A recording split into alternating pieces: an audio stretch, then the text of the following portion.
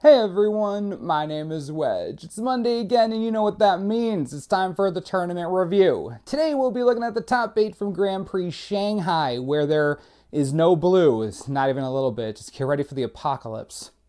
Today we'll go through the places first, then break down the decks they used. Yuki Ichikawa won the day running Obzan Control. Second place went to Dev Sharan Singh, who played Red-Green Dragons. Nam Sung-wook took third with Obzan Aggro. Hu Jin finished 4th and Zihao Chen placed 5th, both playing Green-Red Devotion. In 6th place was Yang Dihao running another Red-Green Dragons deck. Lin Yang finished 7th with another Green-Red Devotion deck. Finally taking 8th place, we had Li Bo with another Obzan Control deck, so basically green dot deck all around. Yuki Ichikawa's winning Obzan Control list was quite a departure from the norm. For one thing, it was very creature heavy.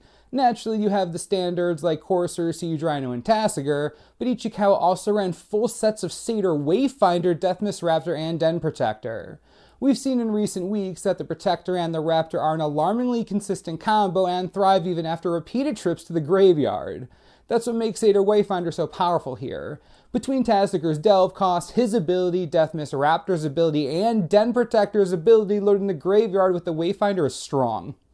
Another semi-unusual card here for Obzan Control is Crux of Fate. It's not often we see this card outside of blue-black based control lists, especially with as many creatures as Ichikawa was running. However, the number of graveyard recursion effects as described above makes the sweeper better than it otherwise would be. Beyond that, the rest of the list is pretty standard. Heroes Downfall, Thoughtseize, Elspeth. Overall, the deck probably plays a bit more mid-range than its name suggests, but whatever it is, it clearly works. Li Bo's 8th place list was somewhat closer to the Obzan Control we're used to. Fewer creatures, more Bioblight and Murderous Cut, and even a Sorin Solemn Visitor for good measure. However, there were still a couple Den Protectors, for value, and even a place that a Fleecemane Lion is a well-protected threat. Singh's 2nd place Red-Green Dragons list was on the aggressive side, similar to the Red-Green and Temur Aggro list we've been seeing since Dragons released. There's a bit of ramp with Elvish Mystic and Rattleclaw Mystic. Goblin Rabblemaster and Boon Satyr make up the threats on the lower part of the curve. The actual dragons are Thunderbreak Regent and Stormbreath Dragon, 4 of each. Den Protector and Ash Cloud Phoenix add value by providing graveyard recursion. The spells consist entirely of ways to damage things. Arc Lightning kills smaller creatures, Crater's Claws with enough mana takes out the bigger ones, and Draconic Roar blows up creatures and players at the same time, which is fun. Dehua's 6th place Dragons list had some similarities, but was more of a ramp deck. Rattleclaw Mystics were out and replaced with Sylvan Caryatids, and Dehua also ran a playset of Coursers. The top of the curve was Dragonlord Atarka and Xenagos the Reveler made an appearance as well. Dehua also ran Roast in place of Arc Lightning and 1 Outpost Siege. Nam Sung-wook's 3rd place Obzan Aggro deck was perhaps ironically less creature heavy than Ichikawa's control list by 1 card.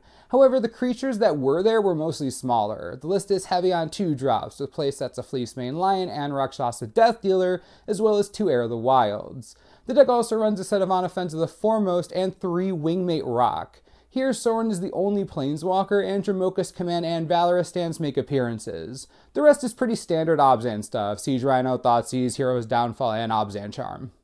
Hu Jin's 4th place Green-Red Devotion deck is pretty much what you'd expect based on the name. It's heavy on mana, featuring Elvish Mystic, Rattleclaw Mystic, Sylvan Caryatid, and Courser of Crewfix.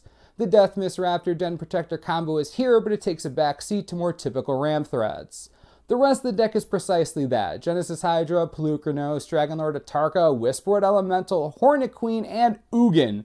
Oh, and Xenagos is in here as well. Zihao Chen's 5th place list was similar, but omitted Hornet Queen and Genesis Hydra in favor of Nissa World Waker and more Xenagos. Chen also left out the Den Protector Deathmist Raptor combo, as did Lin Yang's 7th place list, which was more of a departure in general. No Planeswalkers for one thing. In place of Planeswalkers, Yang ran Boon Satyr, Surrock the Huntcaller, and interestingly Force Seal the Unwritten. And that about wraps it up. Yeah, it's not a blue deck in sight. Den Protector Deathmist Raptor is still super strong. In fact, green in general is really strong at the moment. Just like that, it seems Esper Dragons is gone with the mind, for the moment at least. In any case, next weekend we have a Star City Games Open in Worcester, Massachusetts, so we'll be back here with the results from that. As always, subscribe for the latest and most reliable Magic the Gathering information you could ever need. This is the Manosaurus, I'm Wedge, thanks for watching, we'll see you next time.